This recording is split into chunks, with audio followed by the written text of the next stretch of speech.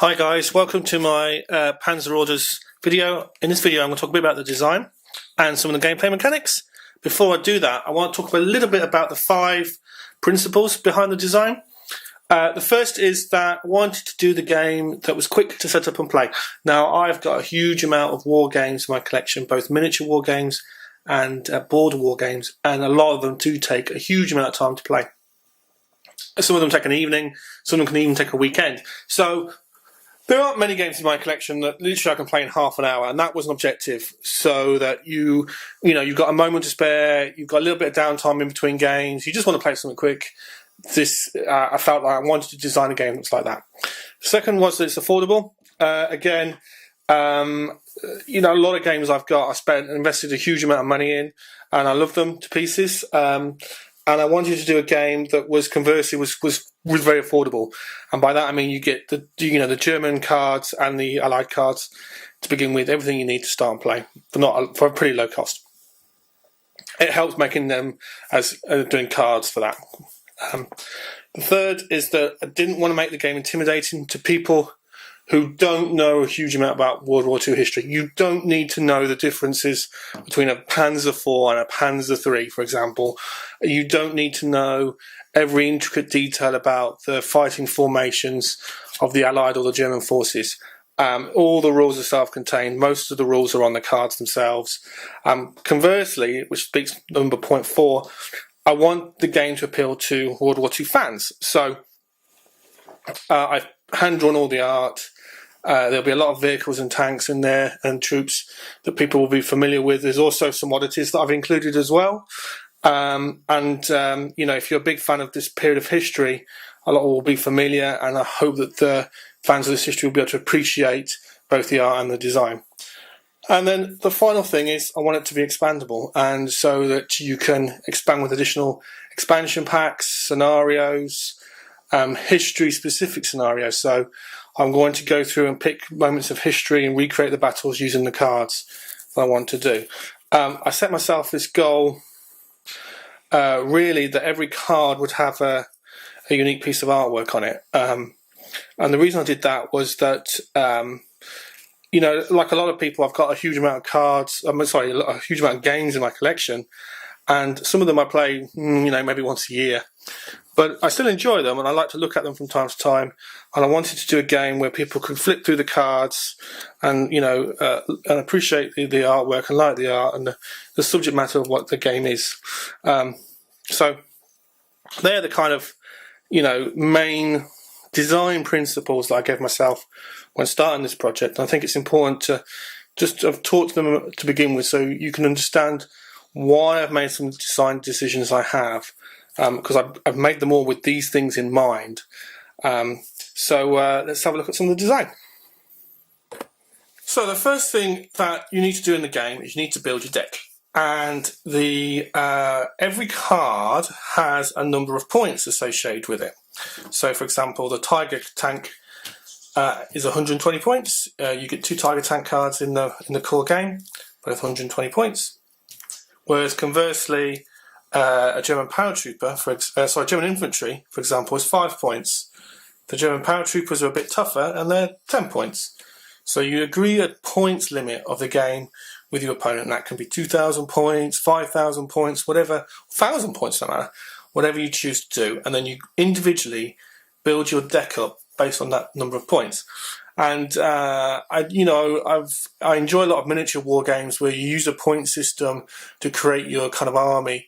And this is effectively the same thing. It's a deck building exercise that you do at the start of the game. There are some rules within this. You'll notice maybe on the Tiger card, there's a special rule, and all the special rules for all the cards always in the bottom right. And it is one of the special rules of the Tiger is that it's rare. Now this means you cannot have dozens and dozens of Tiger tanks in your deck unless the scenario says that you can. Most of the cards are unbound, so you can have as many of them or not as you want. But there are specific, especially on the German deck, specific vehicles where you can only have 2 or maybe even 1 type of card in your deck. And this represents how it was in history. So some of the vehicles, the Germans didn't manufacture that many of them, or they were rare on the battlefield. So yeah, you can't have a whole deck just of the Tiger tank unless you agree with it with your opponent, and then that could be it could be a good fun scenario to play. So that's how you build your deck. Generally speaking, the German points of the vehicles are more expensive because they have, generally speaking, better weapons and better and tougher armour than the Allies did. For example, let's have a quick look. Here we go. So the Sherman, this is a Sherman with a 76mm gun. It's a stronger, more powerful gun than the regular Sherman. That's weighs in at 80 points. So it's a cheaper tank than the Tiger, with the Tiger being 120. So you can get more tanks for your points with the Allied deck.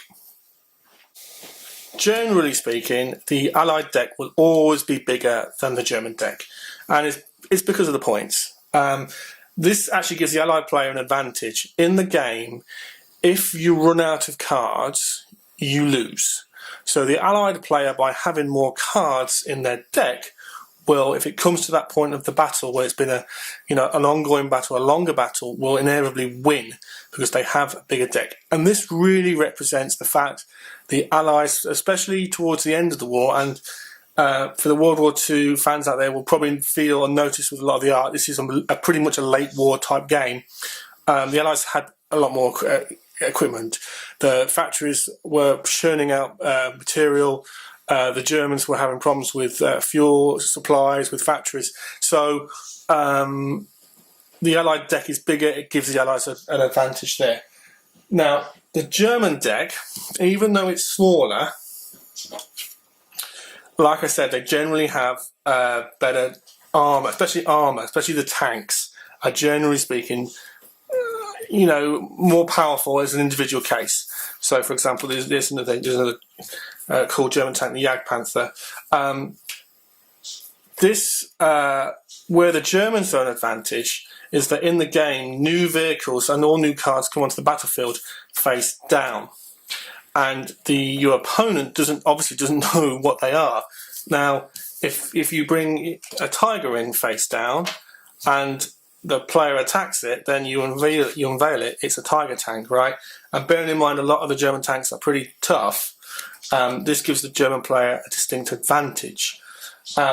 However, much to true history, the German tanks are more prone to malfunction, to mechanical disarray, to the fact that a lot of German crews towards the end of the war were poorly trained and sort of thrown into the tanks. So in the game, any dice roll that a German vehicle card makes, if they get a 1, that means it will probably be out of the game due to either vehicle malfunction.